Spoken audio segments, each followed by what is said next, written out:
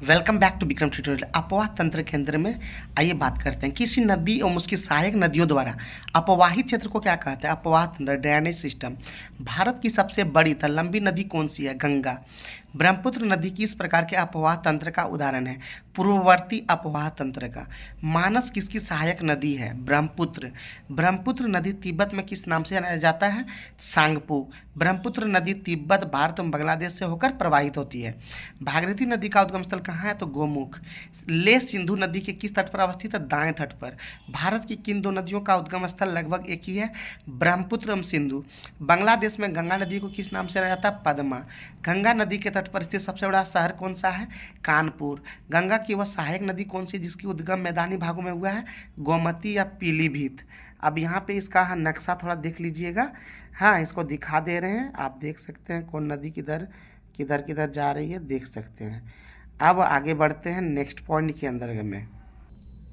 सिंधु, ब्रह्मपुत्र एवं सतलज नदियों का उद्गम स्थल कहाँ है? तिब्बत। केदारनाथ से रुद्रप्रयाग के मध्य कौन सी नदी प्रवाहित होती है? मंदाकिनी। मंदाकिनी नदी किस जल प्रवाह अथवा मुख्य नदी से संबंधित है? अलकनंदा। बद्रीनाथ का प्रसिद्ध मंदिर किस नदी के तट पर स्थित है? अलकनंदा। यमुना नदी का उद्गम स्थल कहाँ है? बंदरपुर श्रेणी के यमुनोत्री हिमनद। दामोदर नदी किस नदी की सबसे बड़ी सहायक नदी है? हुगली। हिमाचल प्रदेश में कौन सी प्रमुख नदियां प्रवाहित होती है? चेनाब, रावी एवं सतलज। सबसे अधिक मार्ग परिवर्तन करने वाली नदी कोसी नदी।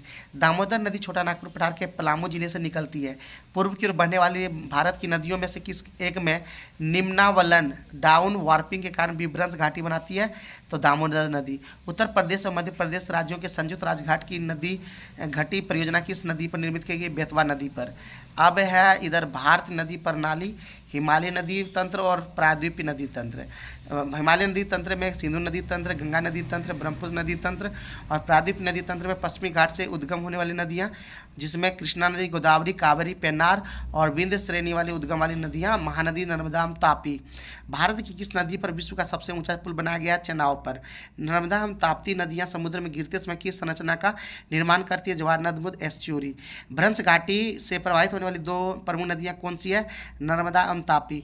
पश्चिमी वाहिनी नदी नर्मदा उत्तर में विंध्यन पर्वत और दक्षिण में सतपुड़ा पर्वत के मध्य भ्रंश घाटी से होकर प्रवाहित होती है। अरब सागर में गिरने वाली दो प्रमुख नदियाँ कौन सी है? नर्मदा एवं ताप्ती। सोन एवं नर्मदा का उद्गम स्थल कहाँ है? अमरकंटक।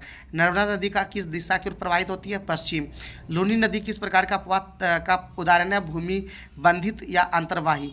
बिहार में निर्मित त्रिवेणी नहर में किस नदी के कारण से नदी से पानी आता है? गंडक। कपिला किस नदी की सहायक नदी है? कावेरी। नदी क्योंकि लंबाई का अवरोही क्रम गोदावरी, महानदी, उसके बाद नर्मदा, ताप्ती का सही अनुक्रम कौन सा है? गोदावरी, उसका नर्मदा, महानदी और ताप्ती। दक्षिण भारत की नदियों में किसका जलग्रहण क्षेत्र सर्वाधिक है? गोदावरी। प्रायद्वीप भारत की नदियों में कौन सी नदी सबसे लंबी नदी? गोदावरी। हंगरी किस नदी की सहायक नदी है? तुंगभद्रा की। श्रीरंगपट्टनम, शिवसमुद्रम और श्रीरंगम नामक द्वीपों का निर्माण किस नदी से करती है? कावेरी। कावेरी नदी का उद्गम स्थल कहाँ है? ब्रह्मगिरी पहाड़ियों से। कावेरी नदी कर्नाटक, केरल, तमिलनाडु, पुदुचेरी राज्यों से होकर प्रवाहित होती है। नदी चोराबाड़ी ताल नामक स्थल से निकलती है तो सोनप्रयाग एवं बासुकी गंगा में मिलते हुए आगे बढ़ती है। अब हम लोग नेक्स्ट सेशन में फिर बात करेंगे और भी चीज़ों का। तब तक आज के वीडियो में इतना ही, फिर नेक्स्ट वीडियो में मिलते रहेंगे इसी तरह के ज़बरदस्त जीके सेशन के साथ। तब तक देखते रहिए, सीखते रहिए, एक बार ठान ले कुछ करने का, नहीं रुक जाने का। धन्यवाद।